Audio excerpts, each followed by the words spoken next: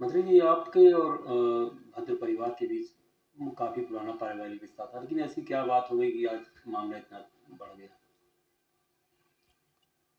बहुत अच्छा प्रश्न आपने किया, और ऐसे ही प्रश्न की मैं उम्मीद कर रहा था कि मुझसे कोई करे। ये सच है कि 70 के दशक में जब बाउकेन सिंह यानी मेरे पिताजी भारत सरकार में मंत्री थे, तो सुल्तानपुर की राजनीति की धुरी उन्हीं के आसपास घूमती थी। उन्होंने बाबू शारदा सिंह को ब्लॉक प्रमुख बनाया धनपतगंज का, और यही नहीं, उन्होंने जो कमला नेहरू मेमोरियल ट्रस्ट की स्थापना की, जो कि उनका ड्रीम था एक, उसमें उन्होंने कुछ खास लोगों को जगह दी, मेंबर बनाया। उसमें भी बाबू शारदा सिंह थे। और यही नहीं, बाबू शारदा सिंह और पिताजी के रिश्ते इतने प्रगाढ़, इतने मजबूत थे, कोई उसके एवज में बाबू शारदा सिंह ने अपने लड़के यानी इंद्रभद्र सिंह के लिए, जबकि उनकी योग्यता महाविद्यालय में शिक्षक के रूप में नहीं थी, लेकिन कंसेशन करके बाबू इंद्रभद्र सिंह को कमला नेहरू संस्थान में शिक्षक का दर्जा दिलवाया। और यही नहीं, इंद्रभद्र सिंह जब नहीं रहे तो सोनू को मैंने कमला नेहरू संस्थान में लिपिक के पद पे, क्लर्क के पद पे हमने उनको ज्वाइन कराया। तो इस परिवार ये शारदा सिंह के परिवार पे ये सब बहुत बड़े एहसान है। अगर किसी और व्यक्ति या परिवार पे ये एहसान किया जाता तो मेरे ख्याल से वो 7 पुश्तों तक वो एहसान मानता। लेकिन ये जो नाम इनका कम ये खुद कहलवाना चाहते हैं, सोनू मोनू के रूप में ज्यादा पसंद है इनको। मुझको याद है कि दिसंबर 13 को इन्होंने मेरे छोटे भाई जो विधायक है था,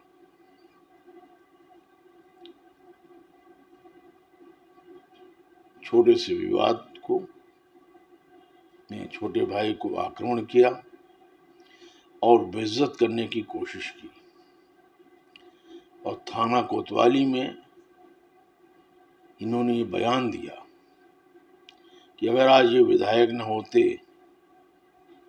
तो मैं इनको इनकी हैसियत दिखा देता। अब आप खुद सोचिए कि बाउकेन सिंह के परिवार ने इस परिवार पे कितना बड़ा एहसान किया, एक नहीं कई कई एहसान किए। उसका सिला ये कल का लड़का ये कहता है कि मैं हैसियत औकात आप बाउकेन सिंह के लड़के को दिखाएंगे।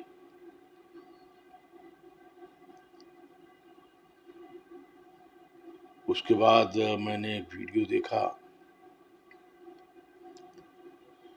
जिसमें जिस तरीके से मेरे पूज्य बाबा पे टिप्पणी की, वो मेरे ख्याल से किसी भी क्षत्रिय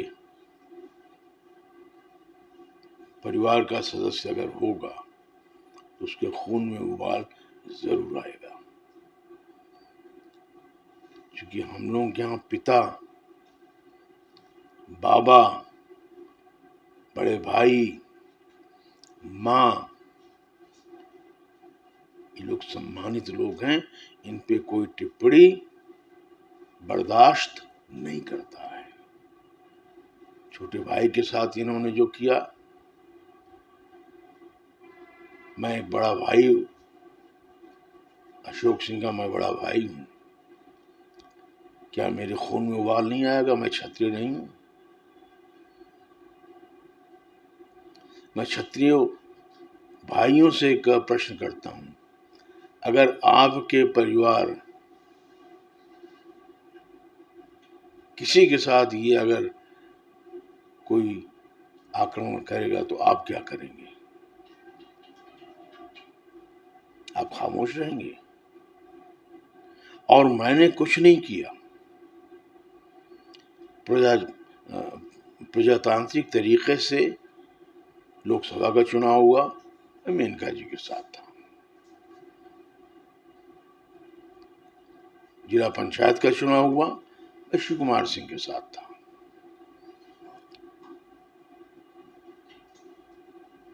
अभी धनपतगंज का चुनाव हुआ, मैं भारतीय जनता पार्टी का सिपाही हूं और भारतीय जनता पार्टी ने पार्वती जी का नाम तय किया, उनको उम्मीदवार बनाया। तो ये मेरी नैतिक जिम्मेदारी थी, चूंकि मैं विधायक हूं वहां से, कि उनको मैं चुनाव लड़ाया। दूसरा, इससे ज्यादा शर्मनाक बात क्या हो सकती है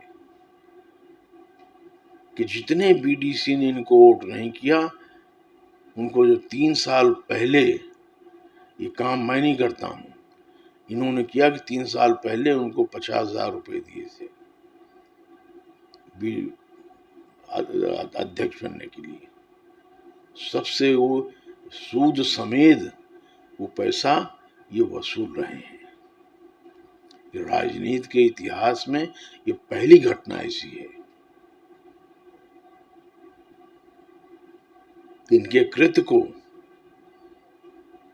मैं विशेष रूप से अपने क्षत्रिय भाइयों से पूछता हूं, इनके कृत्य को आप एसेस करिए, न्याय करिए और मैं आपसे न्याय की उम्मीद करता हूं। हस्तक्षेप गांव वाले नहीं लगाते हैं, हस्तक्षेप सुल्तानपुर में बैठ गया वो लगाते हैं। यहाँ हस्तक्षेप आप लोग भी यही के अगल बगल गांव के हैं, क्या हमारे अच्छाई बुराई आपको भी पता है, लेकिन जो सुल्तानपुर में बैठे हैं, तो जो अपने आप को बड़े बड़े दलाल टाइप के नेता हैं, वो हस्तक्षेप बहुत बताते हैं कि ऐसा गड़बड़ कर रहे हैं, वैसा गड़बड़ कर रहे हैं।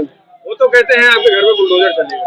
आ जाए ना बुलडोजर, लेकिन 2 घर बताए ना, एक जेल वाला घर है, एक मांग वाला, तो पहले कहाँ चलेगा? पहले कहे ना कि जेल वाले घर पे चलाएंगे, मांग वाले घर चलाएंगे। हमारे घर में बुलडोजर चलेगा? इनके बाप दादा कौन से अरबपति थे? इनके बाबा मुंशी थे दीवानी के, आपको न मालूम हो तो जान लीजिए, इनके सगे बाबा इनके दीवानी के मुंशी थे। ये कहाँ है? भूमाफिया सबसे बड़े जिले के यही है। तो जिले वालों को वोट देना है, उनको तो दलाली करनी है, वोट तो गांव वालों को देना है ना। किसी के सुख दुख में आते हैं हमारे गांव में, कोई बता दे कि हमारे यहाँ दुख पर, हमारी मुसीबत में आके खड़े हुए हैं। पार्टी के नाम पे चुनाव जीत के बस इतने जानिए। आज आपने दोनों सीटों को जीता है, इसके बाद 2027 आ रहा है। 27 की तैयारी है, चुनाव लड़ा जाएगा और इस बार तो डंके चोट पे चुनाव जीत के आ जाएगा।